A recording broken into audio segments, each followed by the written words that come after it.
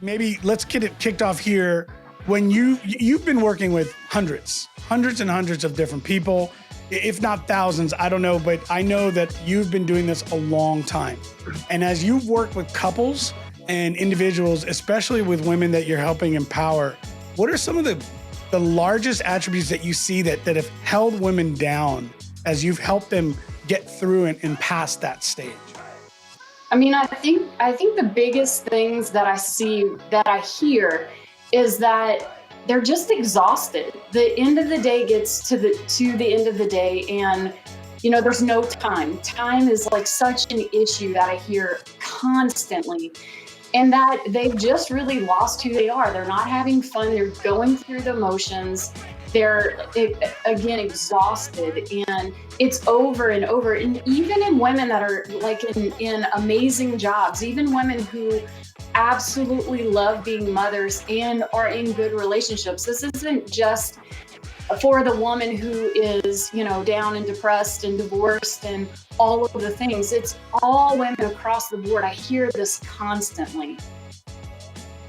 It's so true. I mean, and I hear that too from my clients, and just in just reading social media posts about how exhausted we are. And I gotta wonder, Whitney, I mean, I've got some of my own opinions on this, but do you think it's just a habit or even like a badge of honor that if I'm busy, I'm being a good mom?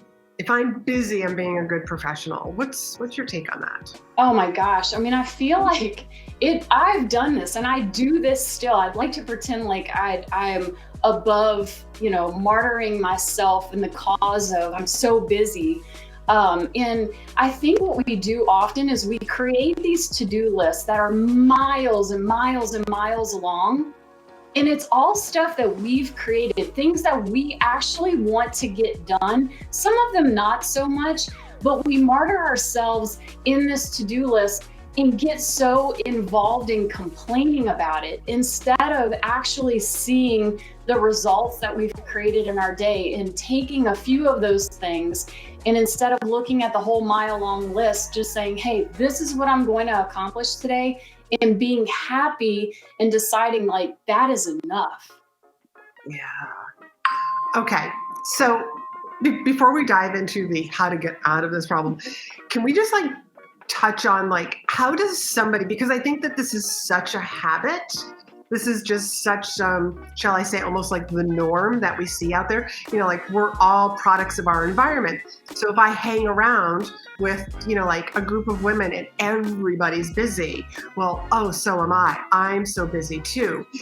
What are some symptoms or signs that we could just be sharing with our audience that says okay, you're over busy if this, and this?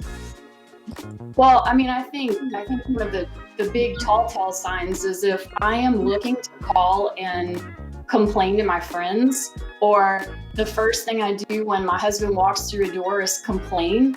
I think that's a sign right there that I'm too busy. Because I mean, this, I mean, and I got to experience a little bit of this over the holiday of just taking a deep breath in and deciding, hey, I'm going to spend this amount of time just playing. And I'm hearing myself say this, and it had been too long because I just decided, hey, I'm going to grind. This is the time to grind. And then again, I'm falling on my own sword of I'm super busy right now, and therefore I'm going to complain about it. I love that. So besides complaining, so if you find yourself complaining a lot, you might fall into this category. Are there other ones? I'm thinking of when I've been saying too much, it's harder to get out of bed. I hit the snooze a little bit more. I just feel like my workouts are lagging. They're not as productive. I mean, is that also signs of this, or am I sort of going down the burnout lane here? Well, I mean, that is a form of burnout, right? For sure, it's the snooze is a big thing because there's a certain time, I know that I wake up at a certain time every morning. And when I'm starting to push that button, that's when I know I get to dial back what I'm doing in a day. And I mean, my way to burn off steam is to work out. So when I'm starting to skip my workouts, that's when I know, like, hey, something is off and it's time to readjust. Right. So all of this, like, just, it's a choice. It's a choice to be busy. It's a choice to keep saying yes to things. It's a choice to, like, put yourself on the back burner. And this was, like, you and I were talking about this before the show, before we started recording the show. And just a couple of nights ago, I spoke for an organization that it's like the third time that I've spoken for them. And all three times, like, I hear the audience saying, these are healthcare professionals, and they're talking about, well, what do I do if I have, a bad boss? What do I do if I have a moody boss? And I kept repeating myself, and like all three times, as a matter of fact, like, you have a choice to stay working there, or you have a choice to actually go move to a different department, go move to a different hospital, go move to a different industry. And I think too many times, Coach Whitney, and please share with me what you're thinking. Like, too many times, like, people feel like I don't have a choice. Like, who else is going to do all this stuff that's on this list that I have? It totally is a choice. And I'm laughing right now as I know I work out of my house. So again, that is a distraction in itself, because there's always things pulling me, right? There's kid stuff, there's house stuff, there's work stuff, there's, like, my gym is in my garage, there's I want to go and work out stuff.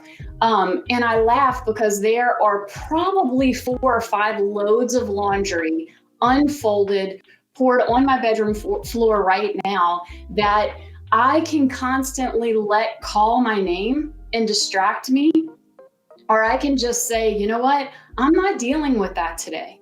That's not something I want to busy myself with today. Because I think oftentimes too, we think busy is productive.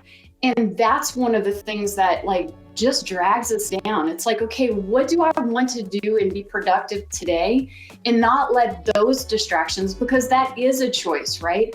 No one knows, except now everyone that I've told, that I have 4 loads of laundry that need to be folded. Nobody knows that except me. And I've heard women say, yeah, but that bothers me that's undone. So then find something else, because we oftentimes busy ourselves by it. Again, like you said, it's a choice, and there's choices in certain situations. And I know you brought this up about work, and I have had clients that I have coached that I can't leave this job and I hate this job, but I also have to feed my children. So what are the other things that I can put in place? And it's choosing yourself. It's choosing yourself in other areas so that you can be stable enough to find that other job that you really want.